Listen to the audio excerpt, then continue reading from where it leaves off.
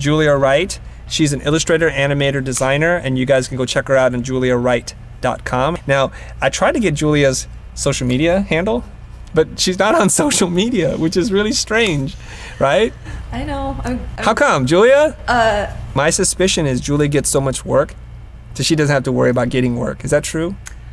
This year has been pretty great. If you go to a website that looks really old and crusty and dated, and you're sitting there like, it's either because that person is really old, crusty, and dated, or they're just too successful, too busy to update their site. So Julia Wright, tell us where you went to school, what you did, what your love, your passions are, and what you're doing today. I originally went to the Art Institute of Chicago for fine art, and then I decided to go to Art Center for illustration.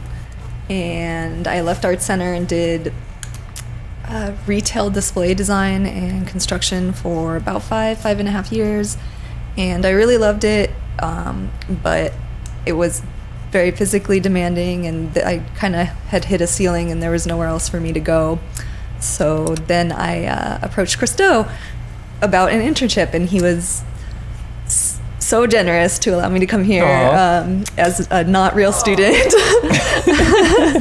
And I came to Blind, and I interned for about 7 months, and I learned a ton, and I was able to just start freelancing after that.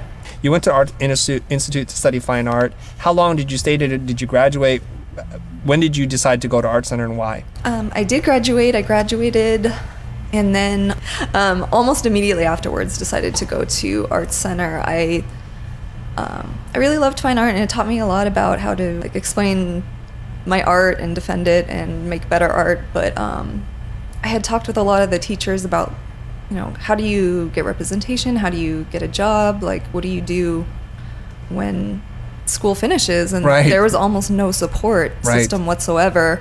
And I had seen that Art Center, their grad shows were great and people were getting job offers, and I was like, well, at least, there's a system there for after school. I see.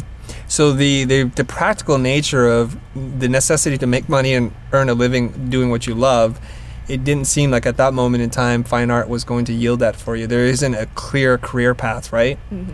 And so you went to Art Center. Did you also graduate from Art Center, or did you drop out at a certain point? I think I dropped out. I only had a semester and a half left. So somewhere along the way, you decided to go out into the real world. Was there any compelling reason? I was racking up more and more loans. I also felt like I was getting to the point where, each Art Center class was at least $2,000, and I just didn't feel like I was getting $2,000 worth of education from them after a while. And I just felt like I needed to just kind of leave the security of school and, even if it was rough, just try and make it happen. Retail construction and design, right? Mm-hmm. And what does that mean in regular language? Somebody who's not going to know what that means. So when you go to a retail store, there's fixtures, there's also displays, interior. We also help them kind of format the store. So what we're talking about here is Julia worked as a designer and retail construction person in Urban Outfitters. Mm-hmm. And if you guys are thinking now, okay, then now that makes sense, because Urban Outfitters has really cool displays. They're constantly changing the wall art, the way they hang their clothes. It's a physically demanding thing because you actually made stuff. You worked with your hands, you built displays, right? Would use power tools and do crafts and paint. There's something really nice about building a giant, huge thing. Yeah. And working with your hands and making stuff versus just all digital, right? Yes. But there's a negative side to that is it can take a physical toll on your body. Mm-hmm. So that's when you and I got together, and we're not going to talk about that, but you switched gears again and you wanted to get into the motion design industry, right? Do you feel like now you're getting what you want out of it in terms of your fulfillment and the financial rewards? Definitely in the financial rewards, and a lot of times in the fulfillment. I don't know, I feel like as an artist, you always want to be growing and doing new things. And that's part of, having multiple careers for me at least. And then, I think for me now personally, I feel like I need to kind of figure out where I'm going with this. Because I've been freelancing for about 3 years now. So I have enough clients and I've done enough jobs, but I'm not kind of moving forward on anything new. Mm-hmm. So I think for me, that's kind of where I'm trying to build things right now.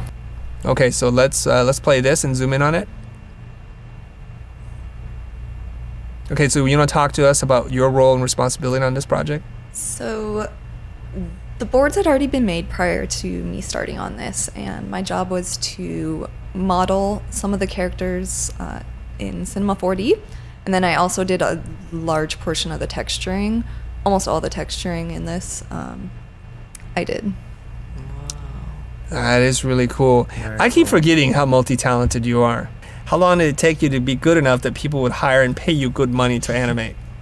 I only took maybe like a handful of classes, to be honest. So would that be a little under a year, you think? Over a year? Year and a half, maybe. Year and a half. Okay, perfect. Of course, everyone wants to know what programs did you use? After Effects and Cinema 4D. I think she said that, correct. right? And Illustrator and Photoshop. Mm-hmm. Awesome. I think we're going to let you go. Okay. Thank you very much, Julia. Thank you. Guys, Thank let's you, give her Chris. some applause here.